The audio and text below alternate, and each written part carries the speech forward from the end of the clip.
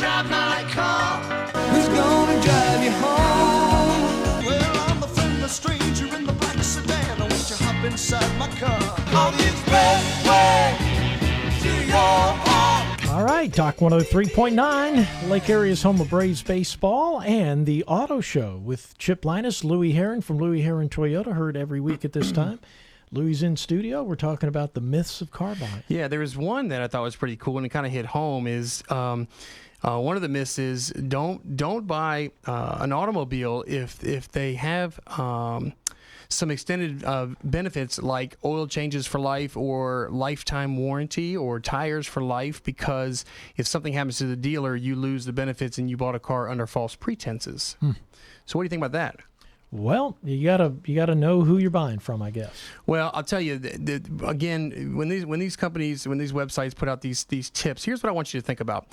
Let me tell you the validity. First of all, when they're talking about things that you could get for a lifetime, and something happens to the dealer, and then the benefits are gone because the dealership went out of business or sold, that's valid. That could be valid. So what you have to look for, okay, is a dealer-backed program, okay, or a warranty-backed program. And here's what I mean specifically. There's another terminology, but do not get too deep. I'll just keep it basic.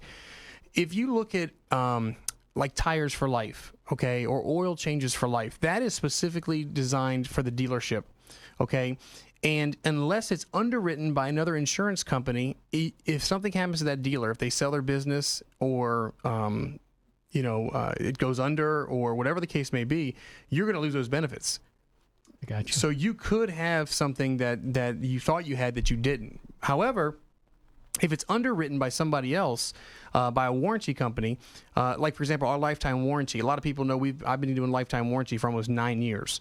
But I don't do the lifetime warranty in-house with Louie Herron for the specific reason that if something were to happen to me or my business, God forbid, and I've sold all these customers vehicles with lifetime warranty, I want them to be able to actually have the lifetime warranty.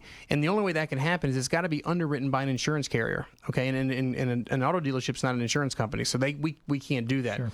So that's one of the things you can look at. Like, for example, like our lifetime warranty is good at any dealership in the country. Well, if you went to Minnesota and had a repair done, and I had to pay that company, that dealership in Minnesota, obviously I wouldn't be in business very long. That would drain you pretty quick.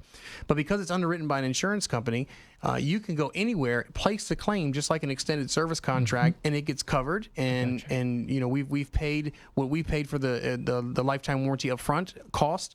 And you have it, and you're protected. That's what you have to look for. If someone's got tires for life, and I've seen this before, it's not often, but I've seen some dealers that have tires for life. It's actually underwritten by an insurance company, which means if you go into the service drive and they say, "Hey, listen, I'm due for my tires," and the insurance company says you do your oil changes, your tire rotations, everything with us, and you did not bring it to us, when they go to place that claim, the warranty company that pays for the tires when you're due for a set of tires is going to look at your history. And they won't pay that claim. It's not the dealer. I see. But most of the dealers that do oil changes for life or tires for life, they do that in-house.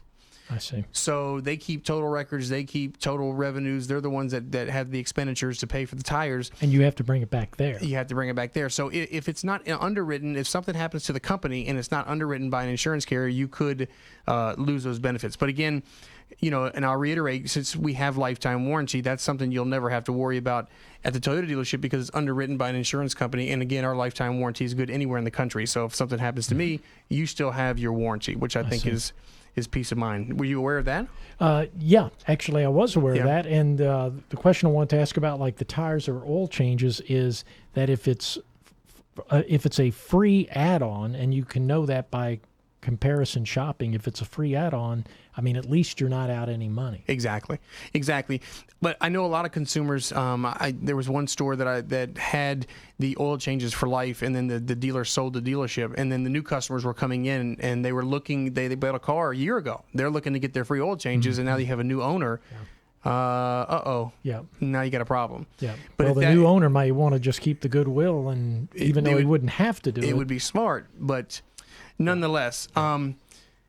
We've got some more. Do you want to go to a break, or do you want to cover another one? We can do one more. Okay, we've got another one here. Here's what they suggest again, and again from an experience standpoint, I don't understand this, but it says never negotiate price based on a price difference.